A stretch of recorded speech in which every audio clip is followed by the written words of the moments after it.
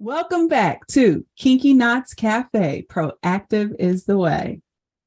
Proactive is the Way is a podcast brought to you by two sisters who dove into the health and wellness industry, one planned and the other by fate.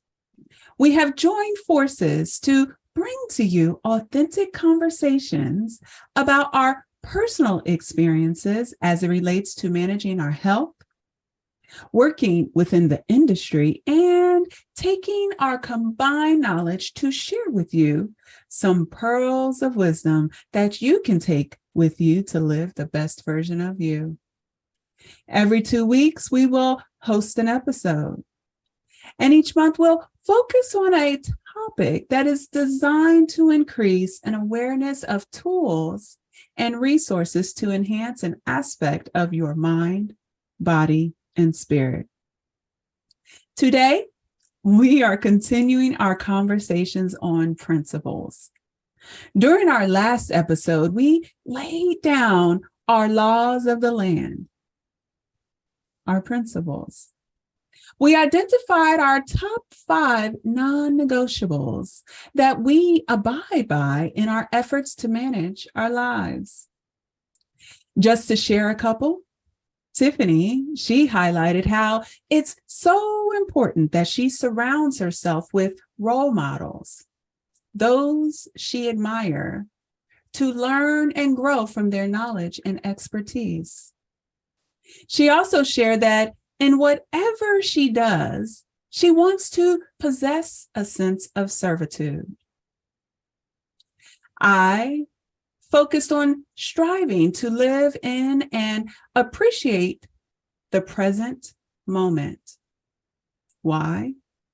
To minimize depression, because that typically is what occurs when you focus on the past, and staving off anxiety by focusing on that which has yet to come. In focusing on the present, I will be able to be laser focused and devote my time and energy into my current endeavors. I also shared that I want to ensure that in all things, I trust the process by having faith over fear, making sure I don't live with a scarcity mindset where I hoard information, preventing others and even myself from growth and development. Essentially, pursue each endeavor with vigor because, quite frankly, you guys, there is enough. We all can have a piece of the pie, provided we work for it. There will always be enough. So while Tiff and I, we possessed different principles, there was one that really tied us together, and that was self-care. It is critical that we take care of self so that we will possess enough stamina and love to pour into our projects and into others. Of course, in our efforts to better understand the things that we value, we also wanted to understand, hey, what do others value as it relates to their own principles? So we decided to select a memoir and determine if we could pull some principles that would help us to optimize our principles or identify new ones that we didn't think about. So Tiffany made the suggestion that we read You Owe You, Ignite Your Power, Your Purpose, Your Why by Eric Thomas. So Tiffany, I'm going to start off because I want to give you all the kudos for this selection. Oh, thank you. Yeah, I really love this book. Definitely a 5 stars for me. Oh, awesome. Yeah. So I want to get your why did you select this book? And talk to me a little bit about, if you connected with the author. What about his story made you feel so connected? About his story and reading about him. Well, let me just back up. The reason I chose this author, one, is because, of course, he was African American, and I was deliberately searching for an opportunity to give a little bit of feedback on more authors that I identify with. Now, the author, I heard his voice on a rap song, and he was the speaker in it, but what he ended up saying at the end of the artist's rap was he told the story of a guru, and was talking about when you want to succeed as bad as you want to breathe, then you will be successful. This was like one of the choruses or the loops in the artist's song, and it was just so relevant, so appropriate. But I didn't know that he was an author. I didn't know he was a motivational speaker or anything. But as I'm looking back, I almost feel like I've met him before. But anyway, that's a whole nother story. So what about his story that I connected with was the success part, of course, just because I believe in a lot of what he was able to communicate. I believe that it's relevant. And it was contemporary, like it's never going to age what he's talking about. And he was able to present it in such a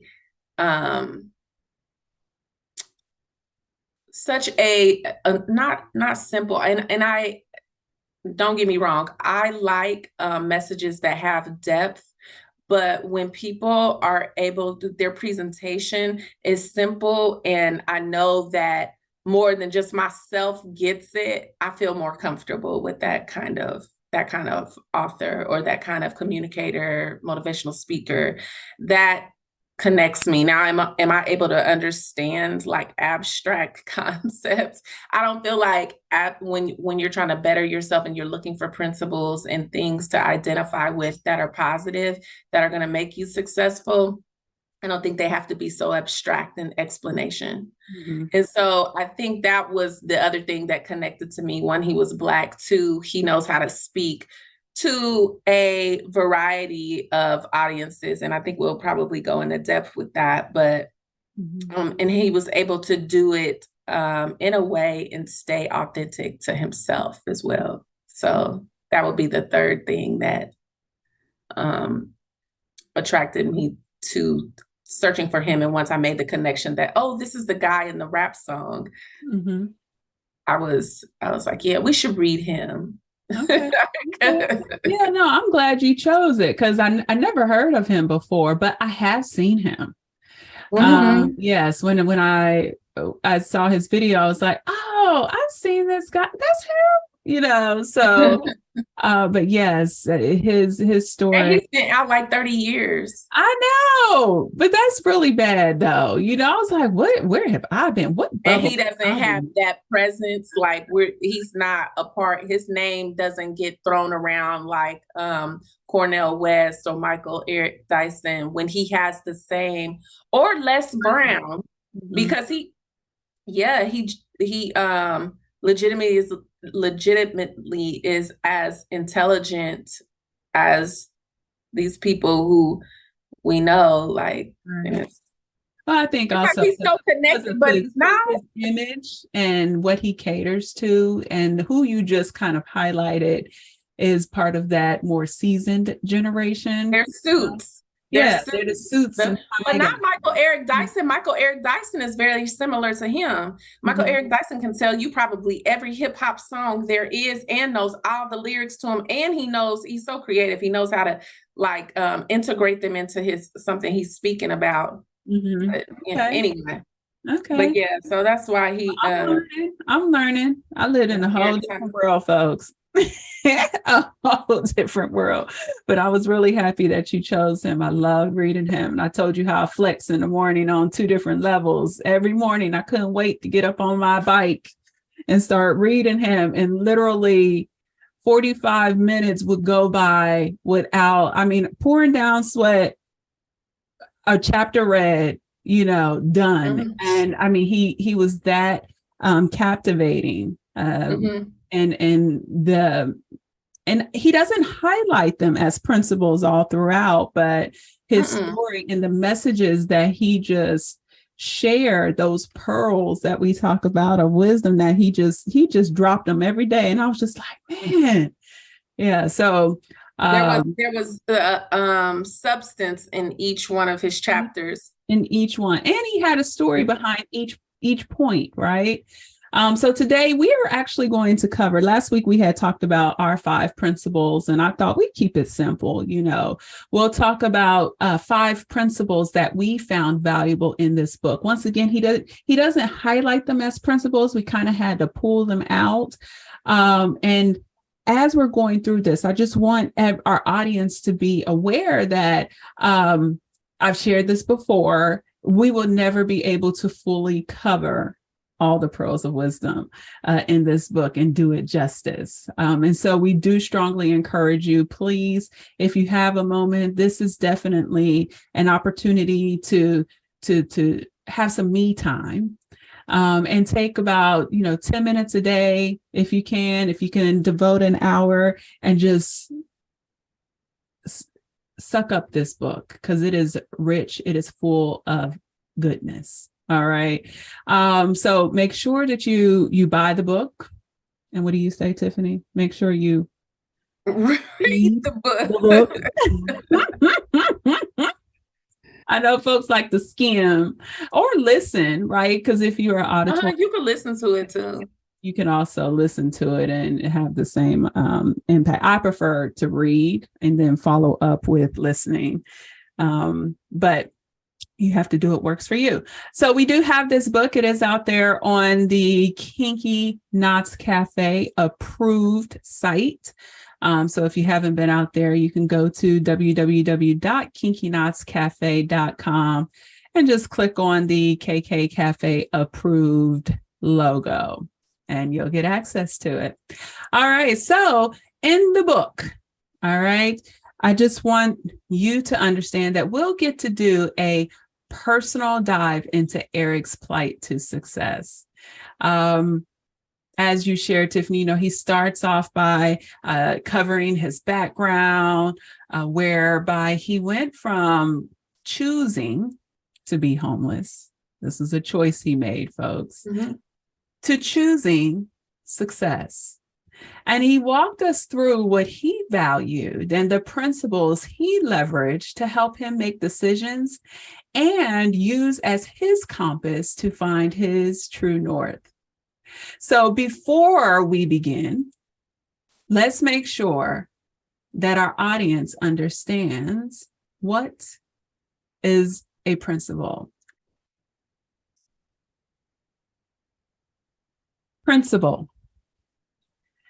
So I took this definition right out of Oxford's dictionary. So Oxford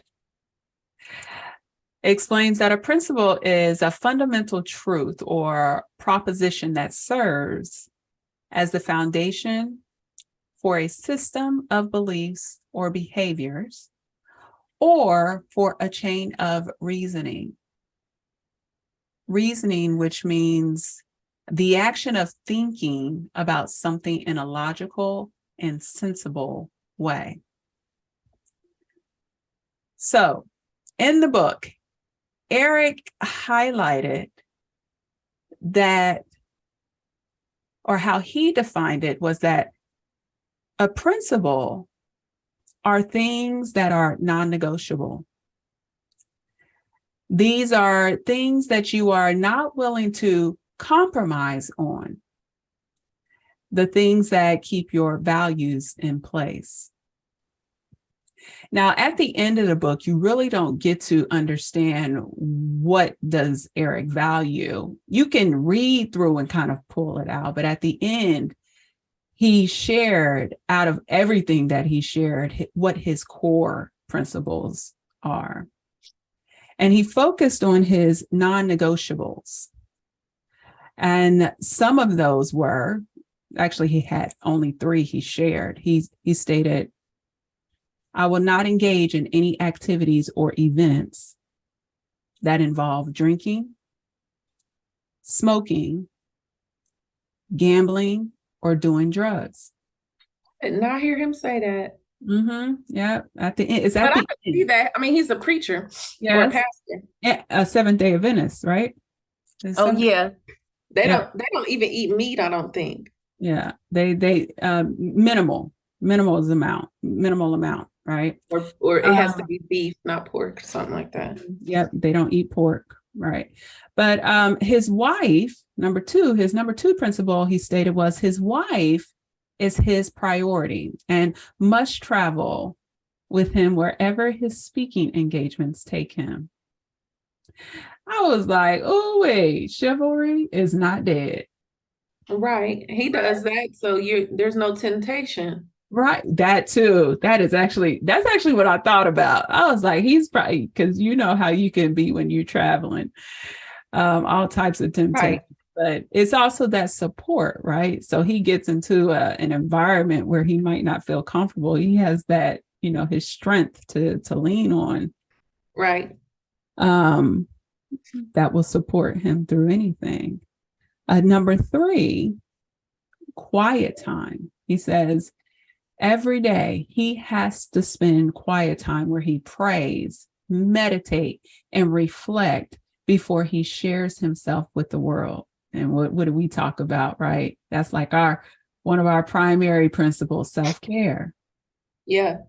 Because it's very difficult to pour into others when your cup is empty, right? So I like that. And so those were kind of what he focused on at the very end. He highlighted those principles. But as I mentioned, while these were verbalized by Eric as his core principles, we did notice that his book was a myriad of principles that could help us in our efforts to refine or develop our own principles. So let's dive into the top 5 that helped us to derive, and these are really top 5 statements. And Tiffany had actually shared these. I was like, oh, perfect, Tiff, thanks. That's what we're going with. That's what we're going with. Thank you, girl. But the top 5 points that helped us to derive some principles that Eric shared in this book.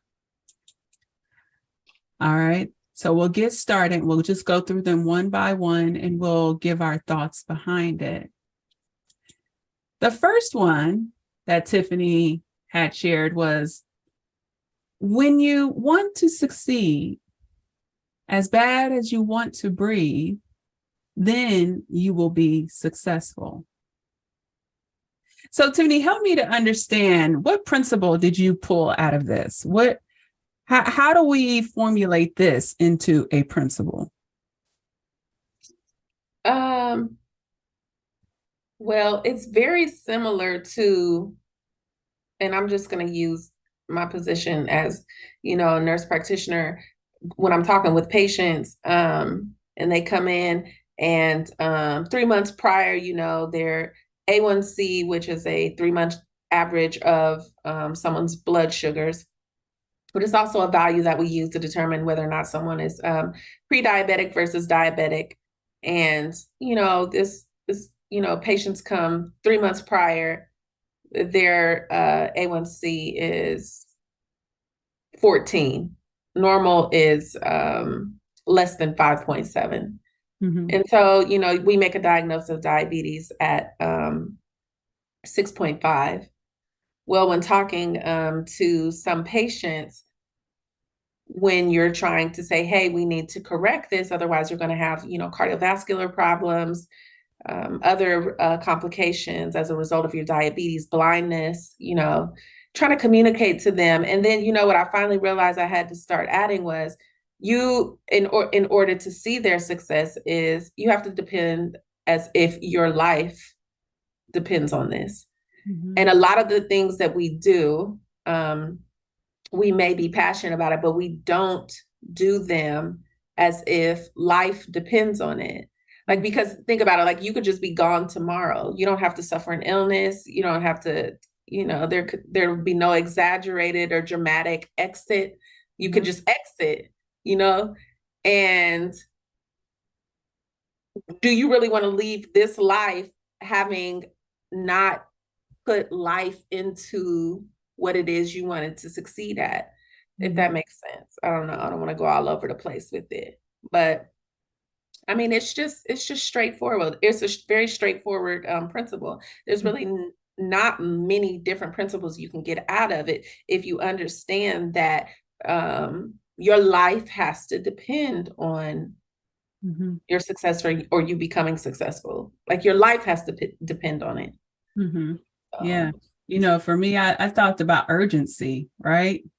This is where we need to have a sense of urgency with regards to our life. And although it's not word for word, but the first thing that came in my head when I read this, when you want to succeed as bad as you want to breathe, then you will be successful. It made me think about how when we first get a notion to do something, right? When our intuition says, this is the direction to go, right? We should learn to feel that and then do it. And I'll tell you, from my own personal story that in this quote that I'm sharing with you, and everything you do, intuit, feel it, and then do it. And do it with urgency, with vigor. It came, from my partner. He actually said this to me, which got me moving. What legacy are we going to leave? We're not really, we're taught a lot of things, but we're not really taught that growing up, right? No. And we don't have to attach it to being black or white, any color or anything. I think just in general, we are not taught that. Yeah. And so and it's really a life skill. It is a life skill. And we're not taught it unless you have parents, right, who have lived this, who have breathed this. This is kind of how their mode of operation. But a lot of us don't come from that background. Like you and I, we came from, blue collar worker. I remember mommy in college getting her, or when we were growing up, getting her degree. She was still kind of trying to figure out who she wanted to be, etc.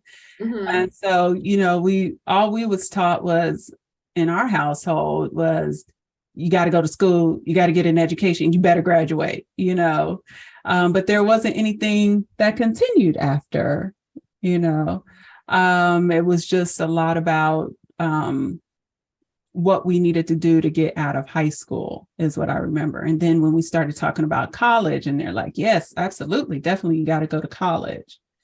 But yeah, so when you want to succeed as bad as you want to breathe, then you will be successful.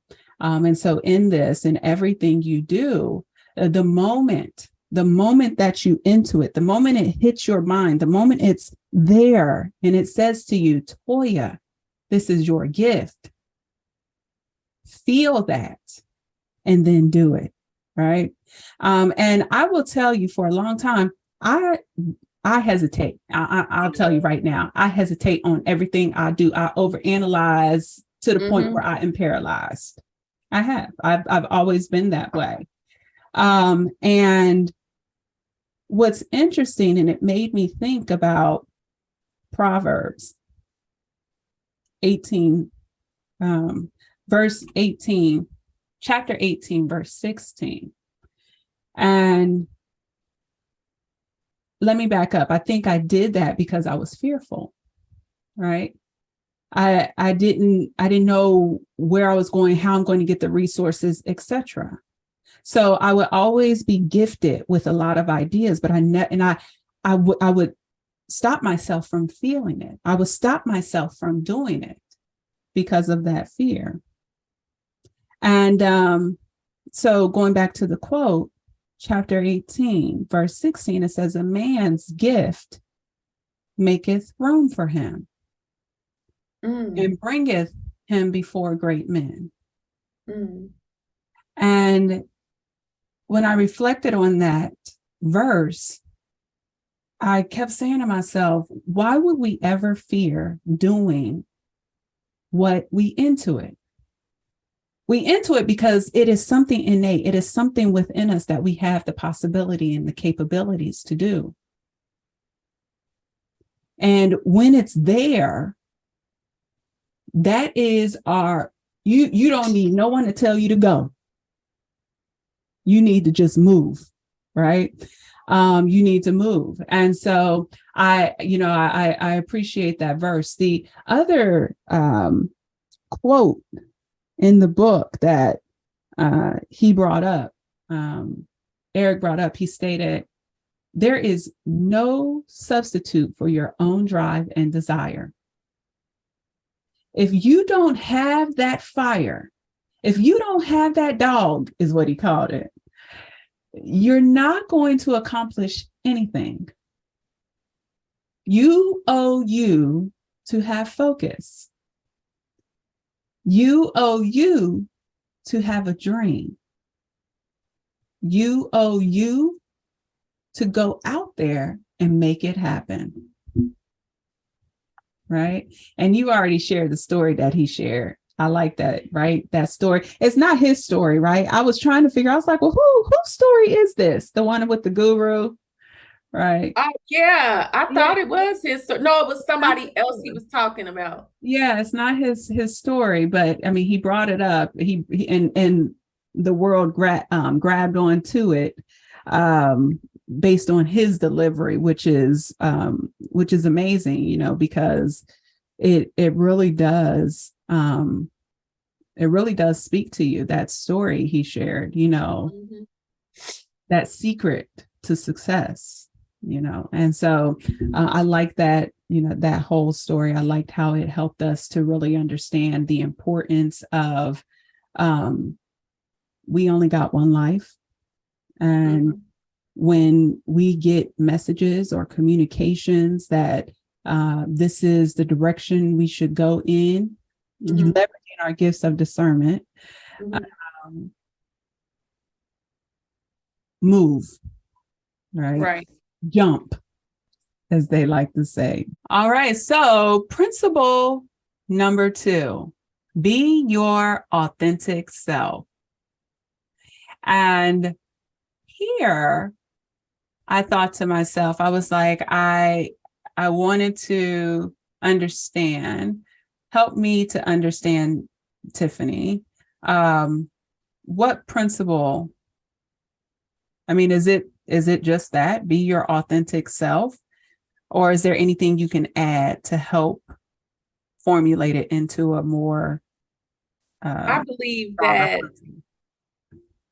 that you know, when it says being your authentic self, that again, most of his principles were so straightforward that they didn't require additional explanation. However, being your authentic self allows you to deliver a message or present a message that's compelling, that's more compelling when you are your authentic self, right? Like you penetrate through, you know, barriers that people who, you know, say have scripts, you know, created for them to deliver or to present.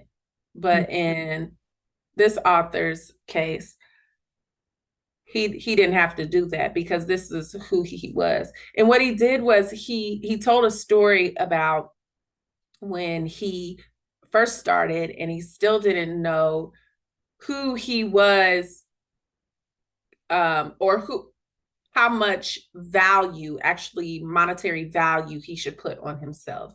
So when he was talking about this, there was a non-negotiable that he had was that he's not presenting or conveying a message unless he gets to wear his t-shirt, his hat, and his jeans, because that was him, that was his brand. Mm-hmm. So he tells of how his administrative assistant had gotten a call from a really big company, and or they had called a big company, and I think at that point he was asking for 10,000. Mm-hmm. And there was like, oh, but we just have one request, that he comes in a suit. And he told his administrative assistant, like, no, I'm not. I absolutely will not present, unless I have my t-shirt, my hat. Because honestly, I started thinking like, wow, they were going to take him out of his element. Like, what if they're the detractor or the distractor? Like, they're the ones that, they're the tester, right? Mm-hmm. Yeah. To make you more vulnerable than you would have to be, mm-hmm. because now he's going to be vulnerable in a suit, right? Yeah. Because they're going to have this expectation, which wouldn't have been real. And then his message would have fallen short, mm-hmm. For what he was trying to, do. So after that, he talks about how that never happened again, because once he had established and said, this is who I am, then mm-hmm. people were like, okay, we want the person that's going to show up like who he or she is. And so they started paying him what he was worth and more, because he didn't fall for the okie doke with the one. He was like, well, I wasn't in this anyway to make money to begin with. And I've been to places where I didn't have much money. So I'm okay with that, as long as I get to remain, Eric Thomas. So from that lesson, what that taught me was,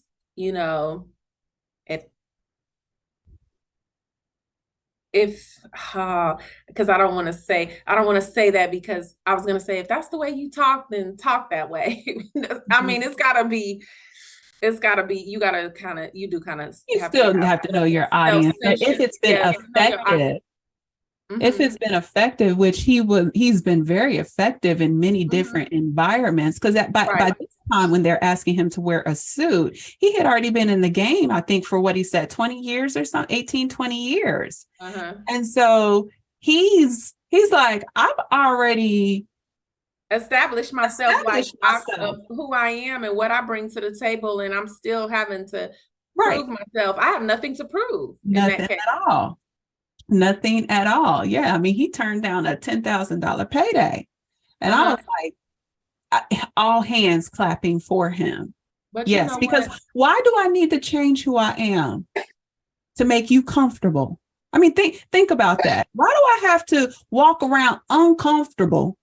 Right. So that you can feel better about yourself. Well, that's the reason why. So that we are all synonymous. We are all in the same uniform. That's the reason why in Catholic schools you wear a uniform. Mm-hmm. Mm-hmm. Or private schools you wear a uniform.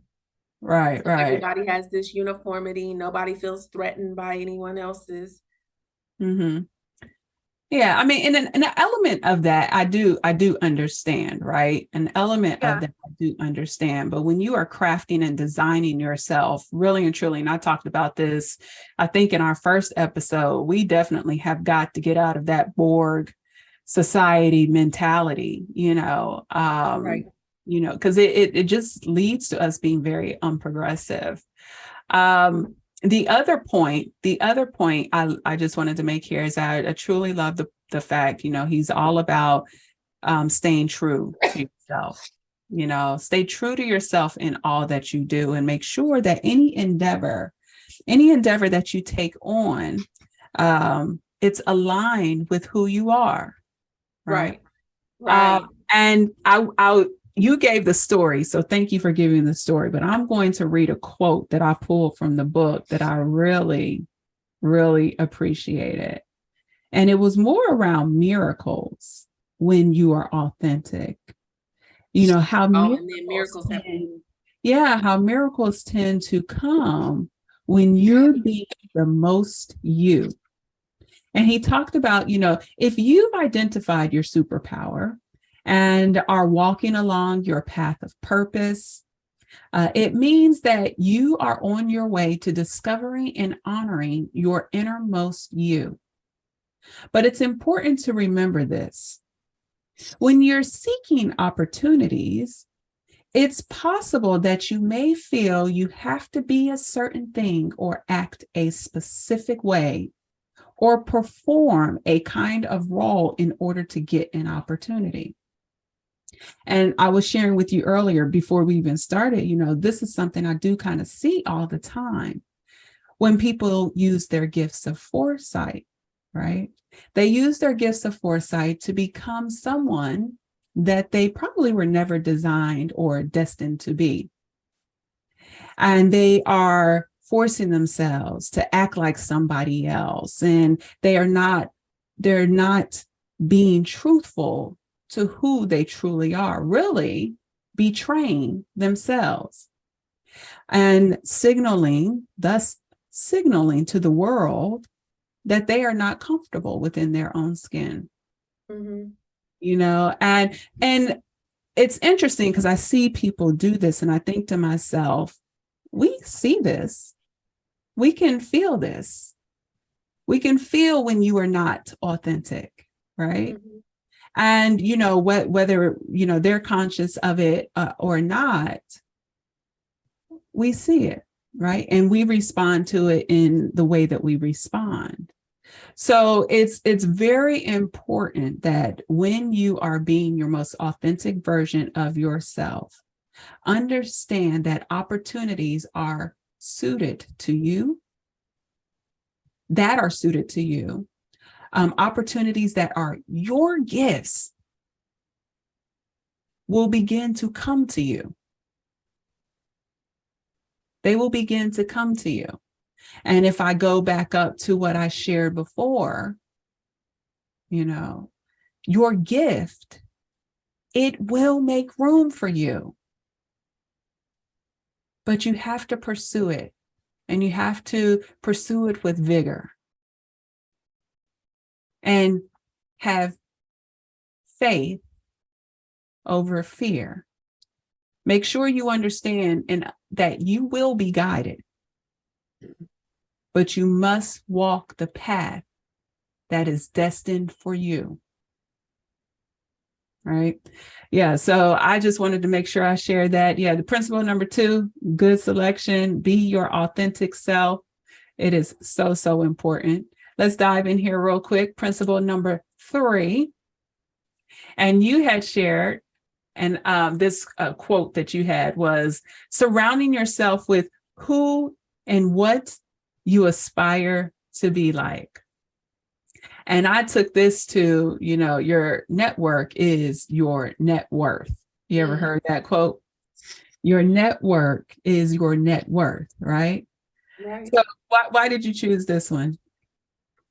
So I learned this a long time ago. And I said this 2 weeks ago because our dad used to say this to me all the time, because I was like one of those, I'm like a teeter-totter. So I was one of those, or excuse me, in biblical sense, like a straddler of the fence.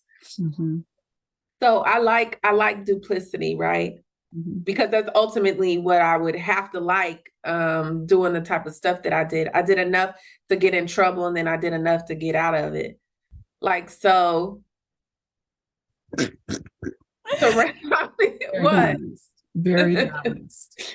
So surrounding yourself with who and what you aspire to be. So this is always going to be a powerful saying to me, because I feel like in our lives, we need frames of reference, and we need very strong words of wisdom, pearls, that sit in our mental Rolodex, right? At any time I could flip it. And this one has always, it's like tattooed on the inside of my brain. And not when I'm getting ready to make a poor decision, or because I've had or I've reflected on, poor decisions. that could have ultimately led me down a path where I would be around people I did not aspire to be with because of my actions and behaviors. Not so without going into detail, if you want to be that doctor, surround yourself around doctors. If you want to be a lawyer, surround yourself around lawyers. It just doesn't matter, whatever it is you want to be, and hopefully it's positive. Because I'm hoping nobody out there is like, I want to be a murderer, I'm going to go to jail and surround myself with murderers. You know what I mean? Like, I hope that's nobody's aspiration, but I imagine it is because I worked in a jail too. Yes. It could be. They want to be a gangster, so they're going to go hang around with gangsters. Absolutely. Okay. So yeah, it is a real thing. Anyway, so that was going to be not a good point. But anyway, it's just, again, straightforward. Surrounding yourself with who and what you aspire to be, the end. Like, I don't think there's much more to that. But what I am hoping is that most choose something positive. Whatever it is you aspire to be, that it's a positive and it's creating positive experience for those around you. Yes, absolutely. Yeah, definitely. In this sense, you want to be selective, and make sure that we're choosing a network that inspires us and helps in our own personal development. And once you kind of identified the direction that you want to go, no different than you and I, for example, because the health industry is not my industry, right? Mm-hmm. I grew up in business and human resources and working in the world of finance and technology, et cetera. And then, fate took me in another direction, but I was like, I need to hang around Tiff, because Tiff know all about this. I'm calling Tiff, Oh, is that what y'all doing? That's what I'm doing. Yeah, because you have to, and especially if you want to propel yourself exponentially in a particular industry or field, it only makes sense that you partake in an organization. You can take in what's a medical organization, or there's all these different professional networks that you can participate in to help build your expertise. And not only that, it's a good addition. And he said it too. I believe he said this as well. I didn't write this one down, but he mentioned how things that don't grow die. Mm-hmm.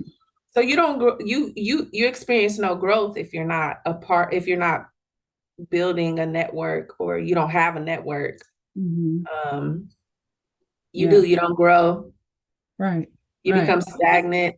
Yeah, because the reality is we have, and I think I said it in our last podcast, we have that seen and unseen forces who help us.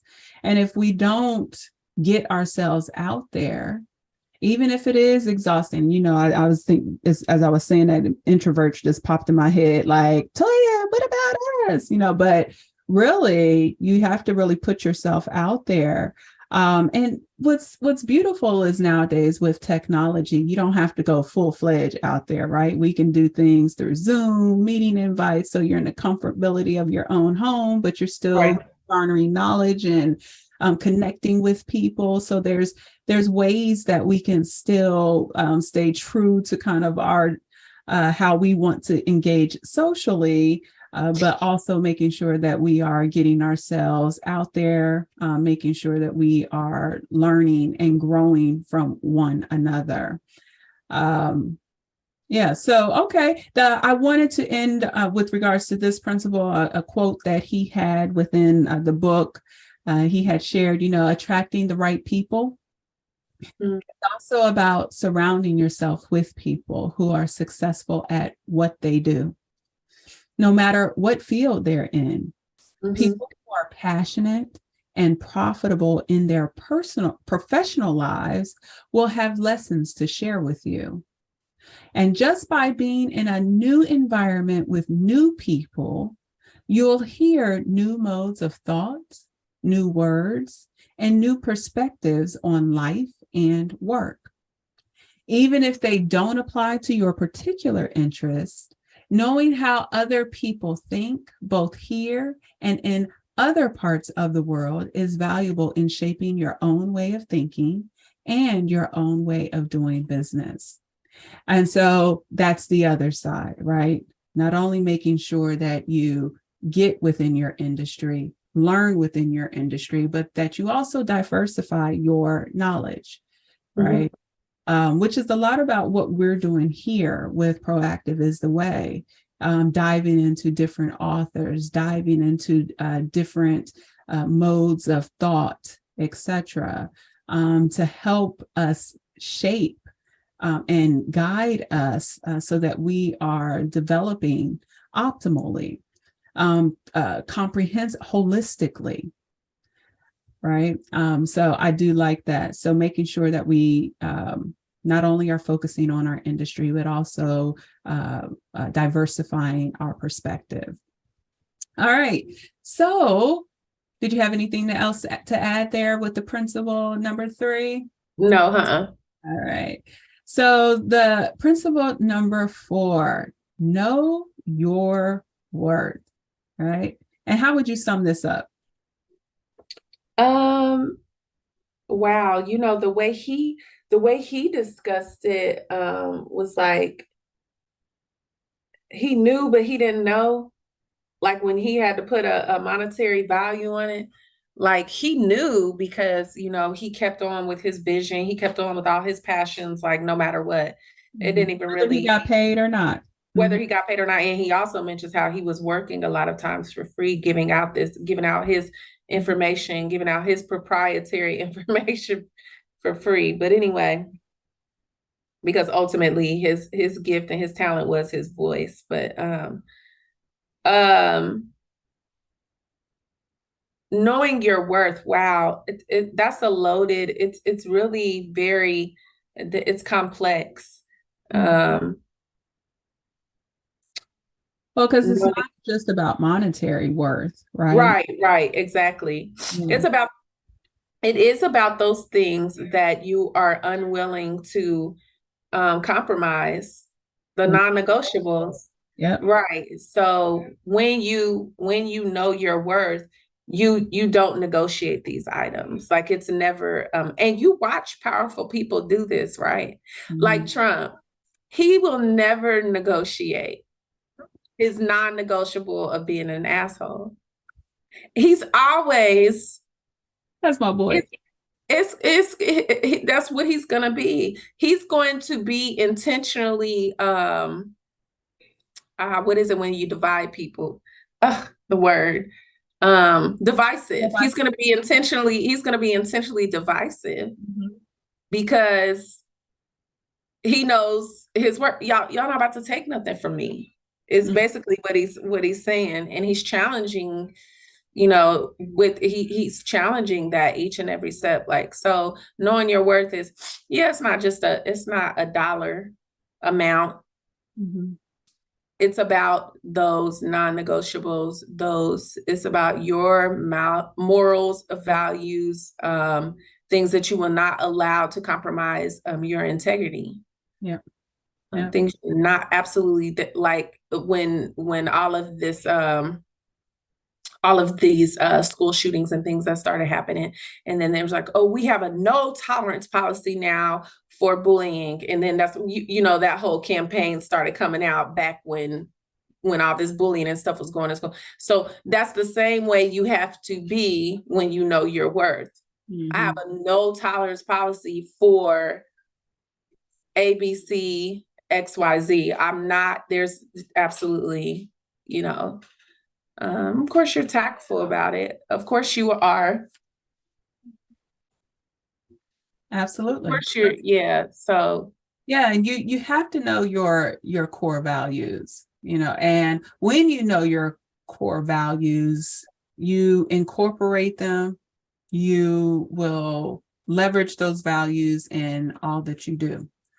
Right. And that helps you to stay on course too, right? You won't be moving all over. You won't be wavering too much from your true north, right? Right. And so I like that, how he shared that, and then it's not just monetary, although that is a very important element. But when you know your worth, then you have the capabilities to negotiate appropriately. Right? Mm-hmm. So it's very important that you really dig down and you find out, hey, these are things that I value. And because of that, and these are the things that I have the capability to do. And because of that, this is what I require, right? I like the quote he had in the book. He stated, this is how you become a magnet for greatness. Mm-hmm. Right? When you know your core values, right?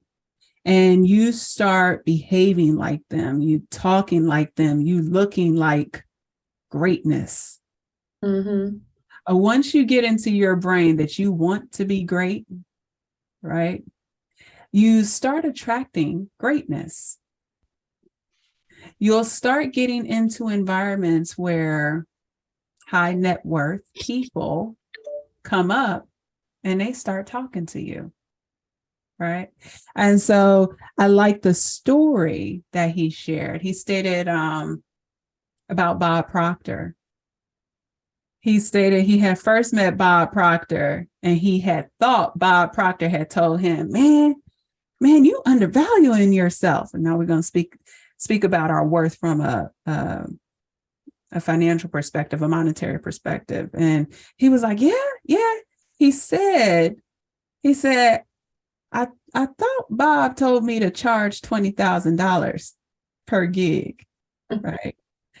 And he was like, so during that first time that I saw him, he was telling me I was undervaluing myself, and I could have sworn he told me to charge $20,000 per gig. So that's what I started doing. He said 3 or 4 months later, girl, this is the funniest part in his book. I don't know. I hollered. I was like, this man is a. He said, I ran into Bob Proctor again at a conference, and he pulled me to the side and asked me how my work was coming. He said, at this time, I thanked him for his advice and told him I had taken his recommendation of asking for $20,000 a gig. He said, someone to charge $20,000? I said, you should charge no less than $20,000. And he said, I had gotten so focused on the number that I hadn't heard what he was really saying. And he said, in this particular, there was a learning here. In this particular exchange, what he learned from that was that there's really no ceiling, and from that was at the moment he realized, oh my God, his mind was blown because he just never had anybody volunteer information like that. And it opened up, because of that one error of exchange, if you will, it opened up a whole new world for him. And as such, this is how he became a magnet for greatness, right? So don't undervalue yourself. Know your worth, and the way you don't undervalue yourself is to know what your values are. Take that time to go through and say, this is what I value, and these are the principles that I'm going to stand on to ensure that I am aligned with my morals and values. Right. All right. Any additional that you wanted to share there for principle number 4? All right, so let's jump into principle number 5. Being persistent, focused, and disciplined will secure positive changes in your life. Was that your quote? It's not mine, but that's what I guess you could call it my quote, because I did just extract it from what he was saying at the end of his. Because I was like, where he say that at? But I know throughout. I know, like, she must have made that one up. But I like it. That is is basically what he was saying, though. Oh, Because absolutely. yeah, he basically was saying, it wasn't without dedication to what he believed and what he knew he was going to do. Think about the times that he moved, like when he moved from Alabama to Michigan, and then when he encountered like a change of leadership at Michigan State, and then they no longer needed his program. What was the name of his program again? Advantage. The Advantage. The Advantage. And then the new leadership was, questioning the value of the program now, but he knew what the value was because he had started it before he had, deployed it at the university. Mm-hmm. Mm-hmm. He had actually made it like an activity, like maybe through the student union or something. I don't remember all the details. Mm-hmm. Excuse me. But anyway, like being persistent from that aspect, that is what basically like propelled him forward. Mm-hmm. From that point on, like he just never gave up. Like, I want to help kids. I know that I have the power and I have the easy connection. I can influence these kids to do, what they need to do. And he even went into the statistics of like minority. I don't know if you remember that part where he was going into the statistics of the graduation rate among yes, and how there's that. Yes, absolutely. And how it's structured that way in all actuality there's a percentage, and they know when you're gonna fail. Yeah, to know when I'm gonna fail and put nothing in place, but not have nothing in place to counteract make sure that I don't fail. Yes, but that's the beauty. That was the beauty of his program. I was like, I love you, man. I love you. Because how often do we do that? And let me tell you this, okay? We analyze everything. We are like little robots, okay? This whole entire world, the government, we analyze everything and can pinpoint, guarantee when I'm about to fart. Okay? No, I'm telling you. No, seriously. Not down to that science. Down to when I'm about to pass test. Okay. So let me tell you this. For a college or a university to know, to have an understanding that at this point, based on what we know about this student coming in, they're going to drop out sophomore year, second semester in April. Right. That threw me off. I was like, what? And not have no type of program in place that helps to prevent that. That just tells you something right then and there. The system is what it is. It's a whole fraud mess. It is a whole hot mess. Because how dare you make money off of my failure, knowing. Mm-hmm. Right. I mean, I was a bit hot about that. I was like, boy, let me tell you something. But, and his program that he established, the Advantage, to help combat that. I said, you are a beautiful spirit. I love your spirit. I love who you are, what you aim to do, and carry on, my brother. And I'm happy that, he did not allow Michigan to derail his progress. Yeah. He's like, yeah, you can come in here all you want. He stayed on campus, mind you. Right. He's like, oh no, I'm gonna stay here. And I'm gonna continue doing what I'm doing. No, but what happens? What happens, right? Is they attempt to railroad you to steal your idea. Because what they do, they put out false information about you or make something up so then now your ideas, now what you came up with is somehow ours. We created that.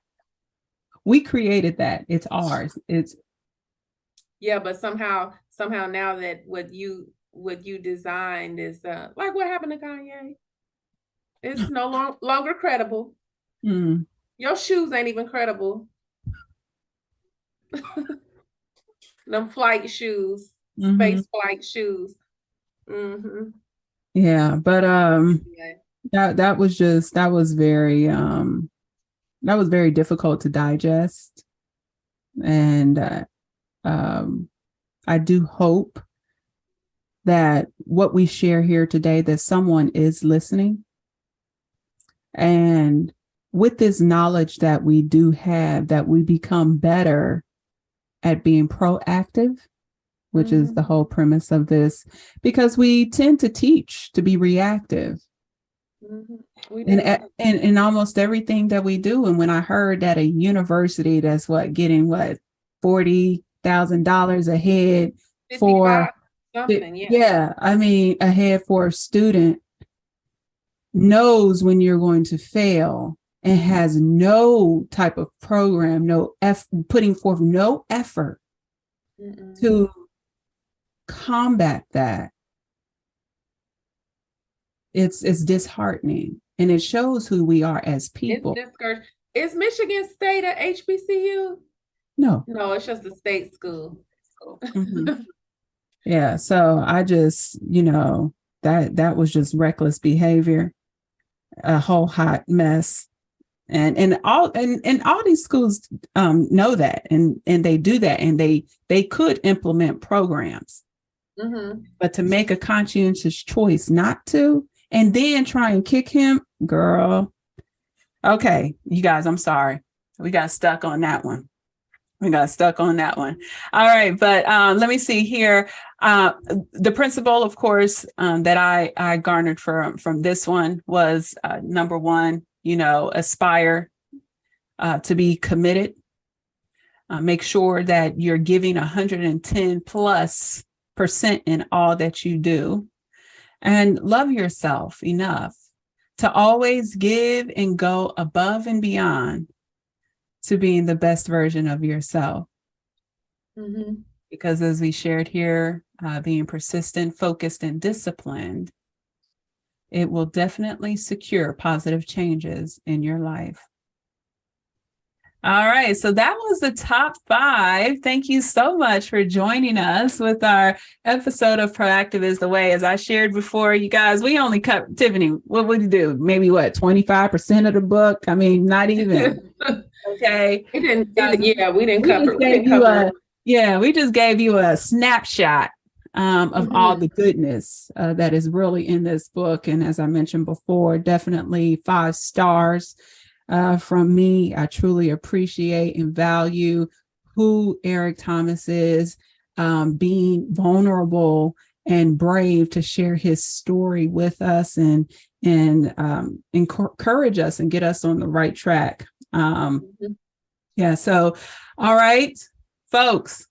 Or keep us on the right track. I mean, because that's what we're here for. We're here to help guide each other, right? Keep us on the right path. Right. Within our journey, and reading books like this definitely helps us to do that when we do it and we're proactive in our approach to doing so, into self-improvement. All right, you guys. So thank you so much for joining us. Of course, before we head out, I hope you're ready, Tiffany, because where would we be without music? Can I tell you, it's so funny. You remember when you was like, you be researching, Toya. So they had at my job, we had to listen to music and know who the artist was and stuff. I was like, I'm not going to win. I researched my music. I did not win. But anyways, I love the game though. I was like, they're doing music programs. It was really fun. But anyway, so here, where would we be without music? Tiff will, of course, share her music choice this week. What did you choose? Lean on Me. Good.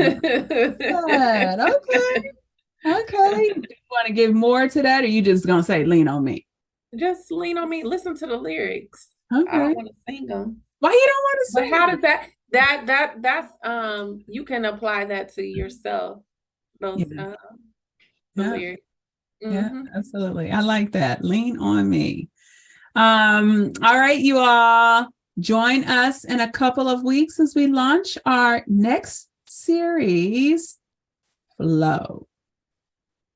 This idea kept popping up in the books we've been reading, actually, a couple times. And of course, the continuous visual of reading about getting into a state of flow. What does that actually mean? It really sparked my curiosity. So I pondered, what does it mean? How can I better understand this so that I can apply it within my life or help you apply it within your life? How can we use this notion of flow to position ourselves to be more productive and excel in all that we do? So we do look forward to you joining us. Of course, in preparation for our discussions, we have included in the description where you can pick up a copy of the book. To access all replays or learn more about Kinky Knots Cafe, Proactive is the Way, please visit www.kinkyknotscafe.com. Proactive is the way, my friends. Take good care.